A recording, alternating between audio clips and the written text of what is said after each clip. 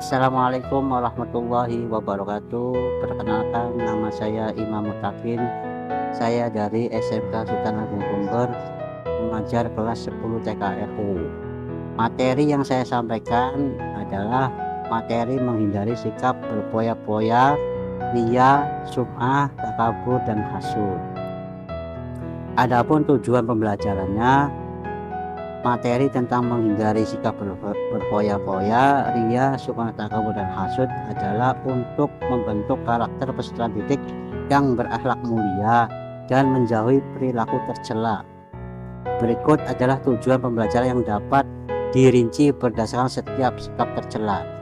Peserta didik dapat memahami konsep akhlakul mardhumah dalam Islam. Peserta didik mampu menganalisis manfaat menghindari akhlak tercela dalam kehidupan sehari-hari. Peserta didik terbiasa mengimplementasikan perilaku yang mulia dan menjauhi perilaku tercela dalam kehidupan pribadi maupun sosial.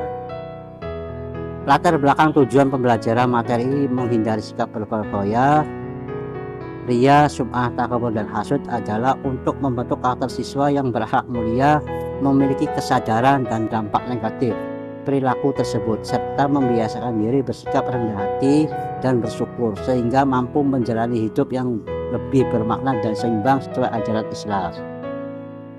Sifat berpoya-poya, definisinya perilaku membelanjakan harta secara berlebihan melampaui batas kebutuhan atau disebut israf atau tabdzir boros. Contoh, menggunakan harta secara tidak proporsional, tidak mempertimbangkan kebutuhan dan melupakan hak orang lain atas harta tersebut.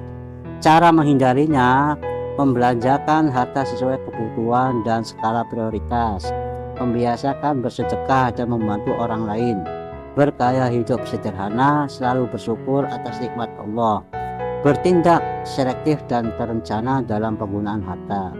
Sifat berfoya-foya, definisinya adalah perilaku membelanjakan harta secara berlebihan melampaui batas kebutuhan, israf atau boros. Contoh, menggunakan harta secara tidak proporsional, tidak mempertimbangkan kebutuhan dan melupakan hak orang lain atas harta tersebut.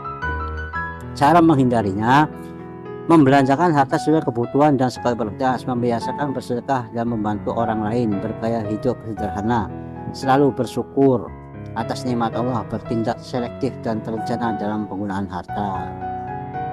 Sifat riya dan sum'ah. Riya adalah melakukan ibadah atau amal kebaikan dengan niat agar dilihat dan dipuji oleh orang lain. Sum'ah memberitahukan atau memperdengarkan amal ibadah kepada orang lain dengan niat untuk mendapatkan pujian.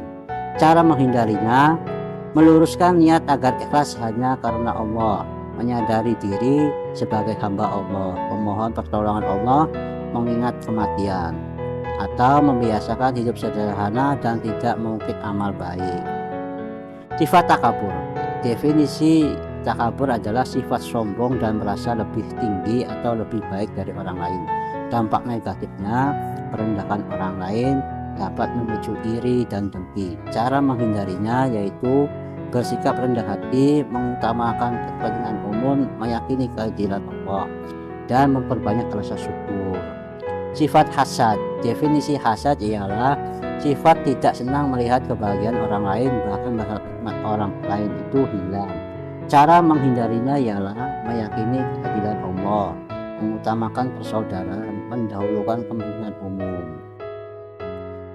Manfaat menghindari sifat-sifat tercela. 1. Mencapai kehidupan yang seimbang dan bermanfaat, menjaga nilai pahala ibadah, meningkatkan kepercayaan dan hubungan baik dengan sesama, menghindari frustasi dan ketidakpuasan. Kesimpulannya yaitu, utama dari materi ini adalah pentingnya menjaga keikhlasan dan hidup sederhana untuk menghindari sifat tercela seperti berpoya-poya, riya, sum'ah, takabur, dan hasad.